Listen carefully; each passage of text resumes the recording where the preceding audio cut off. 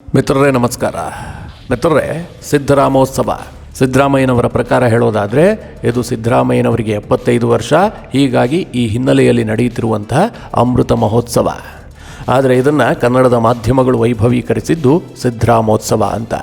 ಕಳೆದ ಕೆಲ ವರ್ಷಗಳ ನಂತರ ಕರ್ನಾಟಕದಲ್ಲಿ ನಡೆದಂತಹ ಅತ್ಯಂತ ದೊಡ್ಡ ಹಾಗೂ ವಿಜೃಂಭಣೆಯ ಒಂದು ಸಮಾವೇಶ ನಿರೀಕ್ಷೆಗೂ ಮೀರಿ ಜನಸಾಗರ ಸೇರಿತ್ತು. ಸ್ವತಃ ಸಿದ್ದರಾಮಯ್ಯನವರೇ ಈ ಜನಸಾಗರವನ್ನು ನೋಡಿ ಅವಾಕ್ಕಾಗ್ಬಿಟ್ರು. ಅಂದರೆ ಬಹಳಷ್ಟು ಆಶ್ಚರ್ಯವನ್ನು ಹೊರಹಾಕಿದ್ರು. ಅವರು ಕೂಡ ನಿರೀಕ್ಷೆ ಮಾಡಿರಲಿಲ್ಲ ಇಷ್ಟೊಂದು ಮಟ್ಟಿಗೆ ಜನ ಸೇರ್ತಾರೆ ಅಂತ. ಹಾಗಾದರೆ ಮಿತ್ರರೇ, ಎಲ್ಲರೂ ಅಭಿಮಾನಿಗಳೇ ಬಂದು ಸೇರಿದ್ರಾ ಕೇಳಿದ್ರೆ ಖಂಡಿತವಾಗ್ಲೂ ಇಲ್ಲ. ಸಿದ್ದರಾಮಯ್ಯನವರ ಹುಟ್ಟುಹಬ್ಬದ ಹಿನ್ನೆಲೆಯಲ್ಲಿ ನಡೀತಿರುವಂಥ ಈ ಸಿದ್ದರಾಮೋತ್ಸವಕ್ಕೆ ಅವರ ಅಭಿಮಾನಿಗಳು ದೊಡ್ಡ ಮಟ್ಟದಲ್ಲಿ ಜನರನ್ನು ಸೇರಿಸಿದ್ರು. ಅದಕ್ಕೊಂದು ದೊಡ್ಡ ಪೂರ್ವ ಸಿದ್ಧತೆ ನಡೆದಿತ್ತು. ಇದಕ್ಕಾಗಿ ಕೋಟ್ಯಾಂತರ ರೂಪಾಯಿ ವೆಚ್ಚವನ್ನು ಕೂಡ ಮಾಡಲಾಗಿತ್ತು. ಹಾಗಾದರೆ ಮಿತ್ರರೇ, ಈ ಸಿದ್ದರಾಮೋತ್ಸವದ ಯಶಸ್ಸಿಗಾಗಿ ಎಷ್ಟು ಕೋಟಿ ದುಡ್ಡನ್ನು ವೆಚ್ಚ ಮಾಡಲಾಗಿದೆ? ಏಕೆಂದರೆ ಬಂದವರಿಗೆಲ್ಲ ಬಾಡೂಟ ಬಡಿಸಲಾಗಿದೆ, ಬಂದವರಿಗೆಲ್ಲ ಊಟದ ವ್ಯವಸ್ಥೆಯನ್ನು ಮಾಡಲಾಗಿದೆ, ಚೇರ್ ಹಾಕಲಾಗಿತ್ತು, ದೊಡ್ಡ ದೊಡ್ಡ ಶಾಮಿಯಾನ ಹಾಕಲಾಗಿತ್ತು, ದೊಡ್ಡ ಪೆಂಡಾಲ್ ಕಟ್ಟಿ ವೇದಿಕೆಯನ್ನು ನಿರ್ಮಾಣ ಮಾಡಲಾಗಿತ್ತು. ಇಷ್ಟೆಲ್ಲ ಬೃಹತ್ ಸಮಾವೇಶಕ್ಕೆ ಖರ್ಚಾಗಿದ್ದಾದರೂ ಎಷ್ಟು ಅನ್ನುವ ಪ್ರಶ್ನೆ ಈಗ ಉದ್ಭವಿಸಿದೆ. ಹೀಗಾಗಿ ಈ ಖರ್ಚು ವೆಚ್ಚದ ಬಗ್ಗೆ ನಿಮಗೊಂದಿಷ್ಟು ಮಾಹಿತಿ ಕೊಡಬೇಕು ಅಂತ ಈ ವಿಡಿಯೋ ಮಾಡ್ತಾ ಇದ್ದೀನಿ. ಸಿದ್ದರಾಮೋತ್ಸವ ಮೇಲ್ನೋಟಕ್ಕೆ ಇದು ಸಿದ್ದರಾಮಯ್ಯನವರ ಹುಟ್ಟಿದಬ್ಬ ಅನಿಸಿದ್ರೂ ಕೂಡ ಇದು ಸಿದ್ದರಾಮಯ್ಯನವರಿಗೆ 75 ವರ್ಷಗಳು ತುಂಬಿದ ಹಿನ್ನೆಲೆಯಲ್ಲಿ ಅವರ ಅಭಿಮಾನಿಗಳು ಇದನ್ನು ನಡೆಸಿದ್ರು. ಇಷ್ಟೊಂದು ದೊಡ್ಡ ಸಮಾವೇಶವನ್ನು ಮಾಡಿ ಅವರಿಗೊಂದು ಗೌರವವನ್ನು ಸೂಚಿಸಿದ್ರು ಅಂತ ಅಂದುಕೊಂಡ್ರೂ ಕೂಡ ಇದರ ಹಿಂದೆ ದೊಡ್ಡ ರಾಜಕೀಯ ಸಂದೇಶ ಇದೆ. ಒಂದು, ಮುಂದಿನ ವರ್ಷ ಬರುವಂಥ ಚುನಾವಣೆಗೆ ಸಿದ್ದರಾಮಯ್ಯನವರ ನೇತೃತ್ವದಲ್ಲೇ ಹೋದರೆ ಯಶಸ್ಸು ಸಿಗುತ್ತೆ ಅಂಥೇಳಿ ಕೇಂದ್ರ ನಾಯಕರಿಗೆ ಒಂದು ಸಂದೇಶವನ್ನು ರವಾನಿಸಬೇಕಾಗಿತ್ತು. ಅದನ್ನು ಅವರ ಅಭಿಮಾನಿಗಳು ಹಾಗೂ ಸ್ವತಃ ಸಿದ್ದರಾಮಯ್ಯ ಯಶಸ್ವಿಯಾಗಿ ನಿಭಾಯಿಸಿದ್ದಾರೆ. ಇನ್ನು ಸದ್ಯ ರಾಜ್ಯ ಕಾಂಗ್ರೆಸ್ನಲ್ಲಿ ಒಂದು ತಿಕ್ಕಾಟ ಶುರುವಾಗಿದೆ. ಮುಂದೇನಾದರೂ ನಾವು ಅಧಿಕಾರಕ್ಕೆ ಬಂದರೆ ಡಿ.ಕೆ. ಶಿವಕುಮಾರ್ ಮುಖ್ಯಮಂತ್ರಿ ಆಗಬೇಕಾ, ಸಿದ್ದರಾಮಯ್ಯನವರು ಮುಖ್ಯಮಂತ್ರಿ ಆಗಬೇಕಾ ಅಂತ.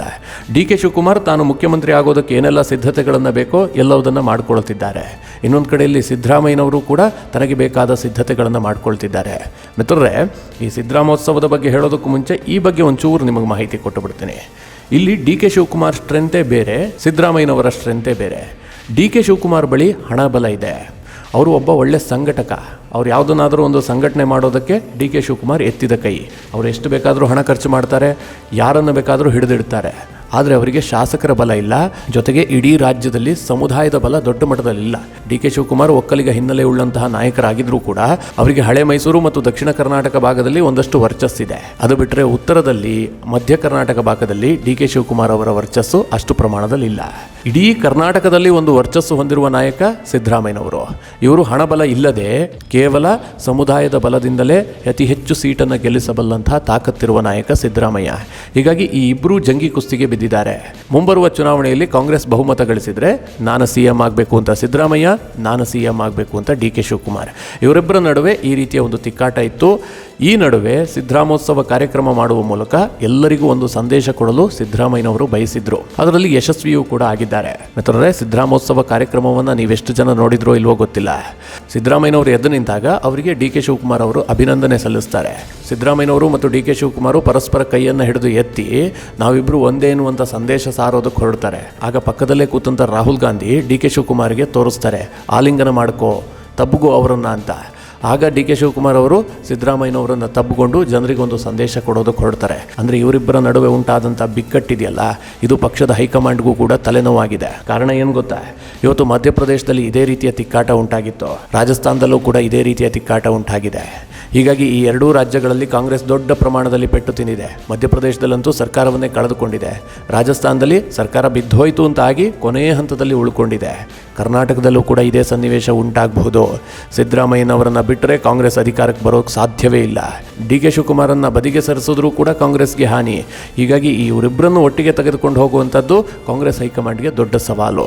ಮಿತ್ರರೇ, ಅದೆಲ್ಲ ವಿಚಾರ ಬಿಟ್ಟುಬಿಡಿ, ಈಗ ಸಿದ್ದರಾಮೋತ್ಸವಕ್ಕೆ ಬಂದು ಬಿಡೋಣ. ದಾವಣಗೆರೆಯಲ್ಲಿ ನಡೆದಂಥ ಈ ಸಿದ್ದರಾಮೋತ್ಸವವನ್ನು ನೋಡಿದ ಪ್ರತಿಯೊಬ್ಬರೂ ಕೂಡ ಇಷ್ಟೊಂದು ದೊಡ್ಡ ಸಮಾರಂಭಕ್ಕೆ ಎಷ್ಟು ಕೋಟಿ ಖರ್ಚು ಮಾಡಲಾಗಿದೆ, ಇದು ಒಂದೆರಡು ದಿನದಲ್ಲಿ ಮಾಡುವಂಥ ಕಾರ್ಯಕ್ರಮ ಅಲ್ಲಪ್ಪ, ಇದಕ್ಕೆ ಬಹಳಷ್ಟು ತಿಂಗಳ ಕಾಲ ಪರಿಶ್ರಮ ಬೇಕು, ಇದಕ್ಕೆ ದೊಡ್ಡ ಮಟ್ಟದ ಸಂಘಟನಾ ಚಾತುರ್ಯ ಬೇಕು ಅಂತ ಮಾತನಾಡಿದ್ರು. ಮಿತ್ರರೇ, ಈ ಸಿದ್ದರಾಮೋತ್ಸವ ಕಾರ್ಯಕ್ರಮಕ್ಕೆ 2 ತಿಂಗಳಿನಿಂದ ಸಿದ್ದರಾಮಯ್ಯನವರ ಅಭಿಮಾನಿಗಳು ಮತ್ತು ಅವರ ಬೆಂಬಲಿಗರು ಸತತವಾಗಿ ಪರಿಶ್ರಮವನ್ನು ಪಟ್ಟಿದ್ದಾರೆ. ಇದಕ್ಕೋಸ್ಕರವಾಗಿ ಸಿದ್ದರಾಮಯ್ಯ ಅಮೃತ ಮಹೋತ್ಸವ ಸಮಿತಿಯನ್ನು ರಚಿಸಿಕೊಳ್ಳಲಾಗಿತ್ತು. ಇದರಲ್ಲಿ ಮುಖ್ಯವಾಗಿ ಮಾಜಿ ಸಚಿವರುಗಳಾದಂತಹ ಜಮೀರ್ ಅಹಮದ್ ಖಾನ್, ಆಂಜನೇಯ, ಎಚ್ ಸಿ ಮಹದೇವಪ್ಪ ಹೀಗೆ ಸಿದ್ದರಾಮಯ್ಯನವರ ಬೆಟಾಲಿಯನ್ನಲ್ಲಿರುವಂತಹ ಅನೇಕ ಪ್ರಮುಖ ನಾಯಕರುಗಳು 2 ತಿಂಗಳಿಗೂ ಹೆಚ್ಚು ಕಾಲ ಪರಿಶ್ರಮವನ್ನು ಪಟ್ಟಿದ್ರು.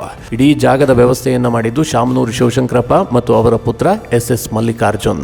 ಸಿದ್ದರಾಮಯ್ಯನವರು ಈ ಹಿಂದೆ ಅಹಿಂದ ಸಮಾವೇಶವನ್ನ ಇದೇ ದಾವಣಗೆರೆಯಲ್ಲಿ ಮಾಡಿದ್ರು. ಅದು ಕೂಡ ದೊಡ್ಡ ಯಶಸ್ಸನ್ನ ಕಂಡಿತ್ತು. ಸಿದ್ದರಾಮಯ್ಯನವರು ಕಾಂಗ್ರೆಸ್ಗೆ ಸೇರೋದಕ್ಕೆ ಮುನ್ನ ಒಂದು ದೊಡ್ಡ ಅಹಿಂದ ಸಮಾವೇಶವನ್ನ ಮಾಡಿದ್ರು. ಆಗ್ಲೂ ಕೂಡ ಇದೇ ದಾವಣಗೆರೆಯನ್ನು ಆಯ್ಕೆ ಮಾಡಿಕೊಂಡಿದ್ರು. ಆ ಸಮಾವೇಶವೂ ಕೂಡ ನಿರೀಕ್ಷೆಗೆ ಮೀರಿ ಯಶಸ್ಸನ್ನ ಗಳಿಸಿತ್ತು. ಈಗಲೂ ಕೂಡ ಸಿದ್ದರಾಮಯ್ಯನವರು ಅದೇ ದಾವಣಗೆರೆಯನ್ನು ಆಯ್ಕೆ ಮಾಡಿಕೊಂಡಿದ್ರು. ಇನ್ನು ಮಿತ್ರರೇ, ಸ್ಟೇಜು, ಸೌಂಡ್ ಸಿಸ್ಟಮು, ಜನರನ್ನ ಕರೆತರುವಂತದ್ದು, ಜನರಿಗೆ ಊಟದ ವ್ಯವಸ್ಥೆ, ಇದೆಲ್ಲದರ ಜವಾಬ್ದಾರಿಯನ್ನ ಒಬ್ಬೊಬ್ರು ಹಂಚಿಕೊಂಡಿದ್ರು. ಇದಕ್ಕೆ ಬೇಕಾದಂತ ಎಲ್ಲ ಹಣವನ್ನು ಕೂಡ ಸಿದ್ದರಾಮಯ್ಯನವರ ಅಭಿಮಾನಿಗಳು, ಅಂದ್ರೆ ಪಕ್ಷದಲ್ಲಿ ಅವರ ಬೆಂಬಲಿಗರಿದ್ದಾರಲ್ಲ, ಮಾಜಿ ಮಂತ್ರಿಗಳಿರಬಹುದು, ಮಾಜಿ ಶಾಸಕರುಗಳಿರಬಹುದು, ಇವರೇ ಸಂಗ್ರಹಿಸಿ ಈ ಕಾರ್ಯಕ್ರಮವನ್ನು ಮಾಡಿದ್ದು. ಹಾಗಾದ್ರೆ ಖರ್ಚು ಎಷ್ಟಾಯ್ತು ಅಂತ ಕೇಳಿದ್ರೆ, ಈ ಸಿದ್ದರಾಮೋತ್ಸವ ಸಮಾರಂಭಕ್ಕೆ ಒಂದು ಸ್ಟೇಜ್ ಅನ್ನು ಮುಖ್ಯವಾಗಿ ನಿರ್ಮಾಣ ಮಾಡಲಾಗಿತ್ತಲ್ಲ, ಆ ಸ್ಟೇಜ್ಗೆ 50 ಲಕ್ಷವನ್ನ ವೆಚ್ಚ ಮಾಡಲಾಗಿದೆ.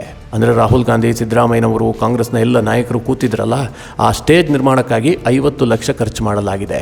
ಸ್ಟೇಜ್ನ ಮುಂಭಾಗದಲ್ಲಿ ಹಾಗೂ ಎಡಕ್ಕೆ ಬಲಕ್ಕೆ ಜರ್ಮನ್ ಮಾಡೆಲ್ನ ಟೆಂಟ್ಗಳನ್ನು ಹಾಕಲಾಗಿತ್ತು. ಅಂದ್ರೆ ಮಳೆ ಬಂದರೂ ಕೂಡ ನೀರು ಬರಬಾರದು ಅನ್ನುವಂಥ ರೀತಿಯಲ್ಲಿ ದೊಡ್ಡ ದೊಡ್ಡ ಟೆಂಟ್ಗಳನ್ನು ಹಾಕಲಾಗಿತ್ತು. ಇದಕ್ಕೋಸ್ಕರವಾಗಿ 2 ಕೋಟಿಗಳನ್ನು ವೆಚ್ಚ ಮಾಡಲಾಗಿದೆ. ಇನ್ನು ಇಡೀ ಸಿದ್ದರಾಮೋತ್ಸವ ಸಮಾರಂಭಕ್ಕೆ 5.5 ಲಕ್ಷ ಚೇರ್ಗಳನ್ನು ಹಾಕಲಾಗಿತ್ತು. ಇದಕ್ಕೋಸ್ಕರವಾಗಿ 52 ಲಕ್ಷ ರೂಪಾಯಿಗಳನ್ನು ಖರ್ಚು ಮಾಡಲಾಗಿದೆ. ಇನ್ನು ಇಡೀ ಕಾರ್ಯಕ್ರಮಕ್ಕೆ ಸೌಂಡ್ ಸಿಸ್ಟಮ್ ಮತ್ತು ಇಟಾಲಿಯನ್ ಎಕೋಯಿಸ್ಟಿಕ್ ಸೌಂಡ್ ಸಿಸ್ಟಮ್ ಅನ್ನ ಅಳವಡಿಸಲಾಗಿತ್ತು. ಇದಕ್ಕೋಸ್ಕರವಾಗಿ 35 ಲಕ್ಷ ರೂಪಾಯಿಯನ್ನು ವೆಚ್ಚ ಮಾಡಲಾಗಿದೆ. ಇನ್ನು ಕಾರ್ಯಕ್ರಮಕ್ಕೆ ಸಿದ್ದರಾಮಯ್ಯನವರು ಹೇಳಿಕೊಂಡಂತೆ 10 ಲಕ್ಷ ಜನ ಬಂದಿದ್ರು ಅಂತ. ಕೆಲ ಅವರ ಬೆಂಬಲಿಗ ಶಾಸಕರು ಹಾಗೂ ಮಾಜಿ ಮಂತ್ರಿಗಳು ಹೇಳ್ತಿದ್ದಾರೆ 12 ಲಕ್ಷ ಜನ ಬಂದಿದ್ರು ಅಂತ. ಇಷ್ಟೊಂದು ದೊಡ್ಡ ಪ್ರಮಾಣದಲ್ಲಿ ರಾಜ್ಯದ ಮೂಲೆ ಮೂಲೆಯಿಂದ ಜನರು ಬರುವಂತೆ ಮಾಡಲು 7,000 ಬಸ್ಗಳ ವ್ಯವಸ್ಥೆಯನ್ನು ಮಾಡಲಾಗಿತ್ತು. ಅದು KSRTC ಇರಬಹುದು, NWKARTC ಇರಬಹುದು, ಅಥವಾ BMTC ಬಸ್ಗಳಿರಬಹುದು, ಬೇರೆ ಬೇರೆ ಖಾಸಗಿ ಬಸ್ಗಳಿರಬಹುದು. ಇದೆಲ್ಲದನ್ನು ಸೇರಿ ಒಟ್ಟು 7,000 ಬಸ್ ವ್ಯವಸ್ಥೆ ಮಾಡಲಾಗಿತ್ತು. ಇದಕ್ಕೋಸ್ಕರವಾಗಿ 5 ಕೋಟಿ ರೂಪಾಯಿಯನ್ನು ವೆಚ್ಚ ಮಾಡಲಾಗಿದೆ. ಇನ್ನು ಬಂದಂಥ ಅಭಿಮಾನಿಗಳಿಗೆ ಊಟದ ವ್ಯವಸ್ಥೆ ಕೂಡ ಇತ್ತು.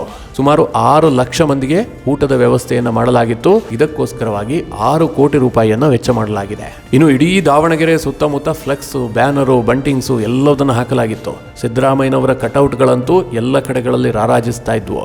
75 ಅಡಿ ಎತ್ತರದ 7 ಕಟೌಟ್ಗಳಿದ್ವು. ಅಂದರೆ ದೊಡ್ಡ ಮಟ್ಟದಲ್ಲಿ ಯಾವುದೋ ಸ್ಟಾರ್ ಸಿನಿಮಾ ರಿಲೀಸ್ ಆದರೂ ಕೂಡ ಇಷ್ಟು ದೊಡ್ಡ ಕಟೌಟ್ಗಳನ್ನು ಹಾಕೋದಿಲ್ಲ. ಪ್ರಧಾನಿ ನರೇಂದ್ರ ಮೋದಿ ಅವರ ಚುನಾವಣಾ ಪ್ರಚಾರದ ವೇಳೆಯೂ ಕೂಡ ಇಷ್ಟೆಲ್ಲ ದೊಡ್ಡ ಕಟೌಟ್ ಇರೋದಿಲ್ಲ. ಆದರೆ ಸಿದ್ದರಾಮಯ್ಯನವರ ಈ ಒಂದು ಕಾರ್ಯಕ್ರಮಕ್ಕೋಸ್ಕರವಾಗಿ, ಅವರ ಹುಟ್ಟುಹಬ್ಬದ ಹಿನ್ನೆಲೆಯಲ್ಲಿ ನಡೀತಿರುವಂತಹ ಅಮೃತ ಮಹೋತ್ಸವ ಕಾರ್ಯಕ್ರಮಕ್ಕಾಗಿ ಇಡೀ ದಾವಣಗೆರೆ ಜಿಲ್ಲೆಯಾದ್ಯಂತ ಸಾಕಷ್ಟು ಕಟೌಟ್ ಬ್ಯಾನರ್ಗಳನ್ನು ಹಾಕಲಾಗಿತ್ತು. ಈ ಕಟೌಟ್, ಬ್ಯಾನರ್, ಬಂಟಿಂಗ್ಸ್ಗೋಸ್ಕರವಾಗಿ ಒಟ್ಟು 2.5 ಕೋಟಿಗಳನ್ನು ವೆಚ್ಚ ಮಾಡಲಾಗಿದೆ. ಇದಿಷ್ಟು ಖರ್ಚು ವೆಚ್ಚಗಳನ್ನು ಅಮೃತ ಮಹೋತ್ಸವ ಸಮಿತಿಯೇ ಭರಿಸಿದೆ. ದೇಣಿಗೆಯ ರೂಪದಲ್ಲಿ ಆಪ್ತರಿಂದ ಹಣವನ್ನು ಸಂಗ್ರಹಿಸಿ ಈ ಕಾರ್ಯಕ್ರಮದ ರೂಪುರೇಷೆಯನ್ನು ಸಿದ್ಧಪಡಿಸಲಾಗಿತ್ತು. ಒಟ್ಟಾರೆ ಈ ಕಾರ್ಯಕ್ರಮದ ವೆಚ್ಚ ಅಂತ ಹೇಳಿ ಅಮೃತ ಮಹೋತ್ಸವ ಸಮಿತಿ ಹೇಳಿಕೊಂಡಂತೆ 20 ಕೋಟಿ ವೆಚ್ಚ ಮಾಡಲಾಗಿದೆ. ಇದನ್ನು ಕರ್ನಾಟಕದ ಎಲ್ಲ ಮಾಧ್ಯಮಗಳು ಕೂಡ ಸುದ್ದಿಯನ್ನು ಪ್ರಸಾರ ಮಾಡಿದವೆ, 20 ಕೋಟಿ ವೆಚ್ಚ ಮಾಡಲಾಗಿದೆ ಅಂತ. ಆದರೆ BJPಯವರು ಏನು ಆರೋಪ ಮಾಡ್ತಾ ಇದ್ದಾರೆ, ಈ ಒಂದು ಕಾರ್ಯಕ್ರಮಕ್ಕಾಗಿ 65 ಕೋಟಿಗೂ ಹೆಚ್ಚು ಖರ್ಚು ಮಾಡಲಾಗಿದೆ ಅಂತ. 20 ಕೋಟಿಗೆ ಈ ಕಾರ್ಯಕ್ರಮ ಮುಗಿದಿಲ್ಲ ಅನ್ನುವಂಥದ್ದು ಜನಸಾಮಾನ್ಯರಿಗೆ ಗೊತ್ತಾಗುತ್ತೆ.